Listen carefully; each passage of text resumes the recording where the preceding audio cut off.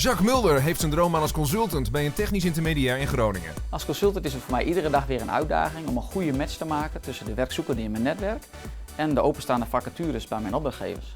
Ik ben pas tevreden als een project succesvol is afgerond of als een medewerker na detachering in dienst gaat van de opdrachtgever. Om technisch consultant te worden is een afgeronde hbo-opleiding vereist. Kennis of affiniteit met de techniek is een pre, want je spreekt dagelijks met technische specialisten en managers in de werktuigbouw en elektrotechniek. Een consultant moet een gedreven persoonlijkheid hebben en zeer goede communicatieve vaardigheden bezitten.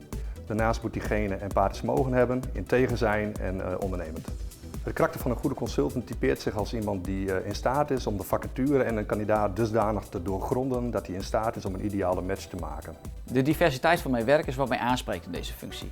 Ik heb zelf ook een technische achtergrond als ingenieur en kan daarom deskundig advies geven en een goede match maken. Het geeft me enorm veel voldoening om mensen te helpen met een nieuwe stap in hun carrière.